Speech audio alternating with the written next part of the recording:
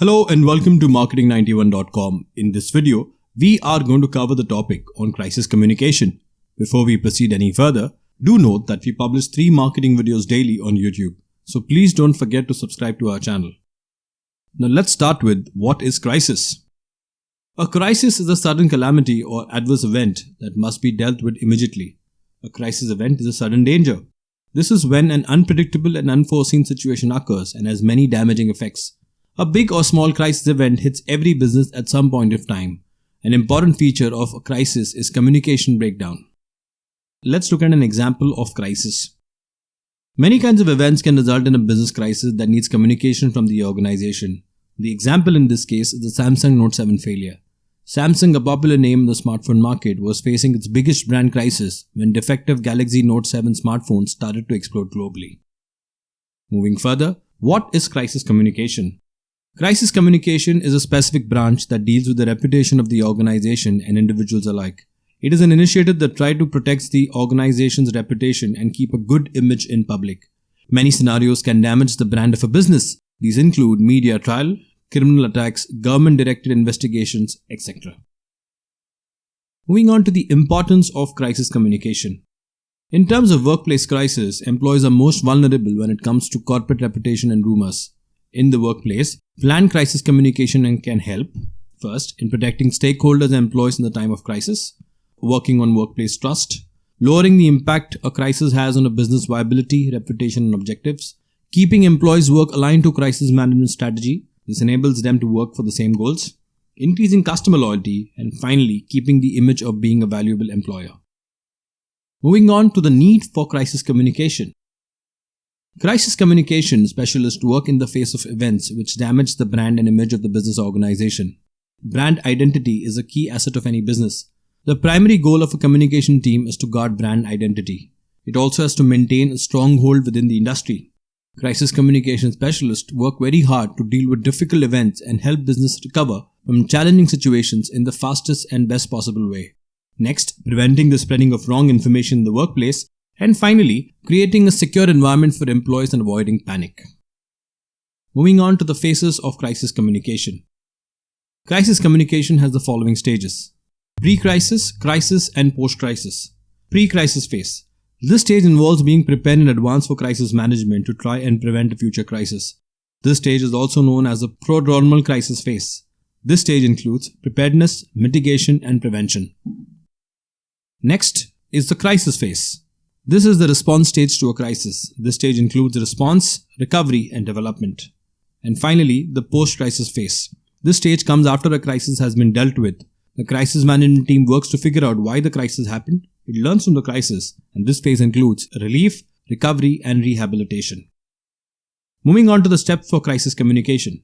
First, anticipate and come up with a plan for crisis management. Next, assign a spokesperson and crisis communication team. Next, if a crisis occurs, be honest and quick and communicate it to the concerned people. Next, there should be real-time communication. Moving on, there should be a proactive response to deal with aggrieved emotions. Next, confusion and uncertainty should be coped with flexibility. Media reactions and reports should be followed closely. Feedback should be gathered from concerned people, and this communication should be two-way. Messages should be consistent and should be delivered to CEO, public relation, or appointed spokesperson. Next, there needs to be cooperation with crisis management committee members. Next, corporate image restoration and PR should always be maintained and kept in mind. And finally, aftermath strategies should be planned out to boost confidence among people. Moving on to some crisis communication examples. The first one being Samsung Note 7. What was the crisis? Samsung had to discontinue selling the new phablet Note 7 in September 2016. There had been reports that the batteries were catching fire and exploding while being used. These happened within days of the phone's release in the UK. What was the impact of the crisis? According to analysts from Credit Suisse, Samsung would incur a loss of $17 billion in revenue. This is because of the production and recall of the Galaxy Note 7. The battery malfunction threatened to lower its brand image and business. By October 2016, sales of mobile units had decreased by 15%. What did Samsung do? Samsung made a comeback by being accountable. Samsung was proactive and took responsibility in the face of the crisis. Pishankar, Samsung's mobile division head of global branding marketing, said, "We knew we couldn't afford the luxury of a fetal position and just lie there. So the first thing we did make things right was to take accountability. For Samsung, it wasn't just the right thing to do, it was the only thing to do. Samsung's first priority was to rebuild trust. It detailed the root cause at a special conference in Jan 2017. It announced a quality assurance program and other safety measures, including an 8-point battery safety check, rolling them out the very next day. It was also forthcoming in its admission that while it did not know what was causing the battery malfunction, it would not rest until the actual cause was discovered. It employed 700 researchers and engineers, more than 30,000 batteries and 200,000 phones were tested in many severe conditions. And the final example of Coca-Cola and PepsiCo's pesticide issue in India. The Center for Science and Environment is an independent environment watchdog based in New Delhi, India. On August 5, 2003, it revealed that 12 brands of soft drink manufactured by Coca-Cola and PepsiCo contain a deadly cocktail of pesticide residue. These could cause birth defects, decrease bone density, and cancer. With the average pesticide content, PepsiCo brands were revealed to be about 36 times higher than the allowed European norms. Coca-Cola brands exceeded the safety limit by about 30 times.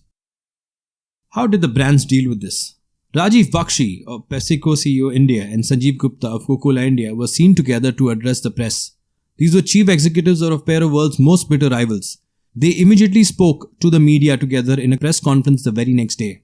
The cola majors brought the media one-on-one to tell its side of the story to the customers and put out an ad campaign through celebrities such as Amir Khan for Coca-Cola, and PepsiCo's Bakshi himself appeared in ads claiming consumer concerns about the safety of its drinks. So that's it, folks. This brings an end to the topic on crisis communication. These are some of the sources and links referred to for the content in the video. If you have liked the video, do subscribe to our channel where you'll witness 3 new videos daily. Thank you and see you in the next video.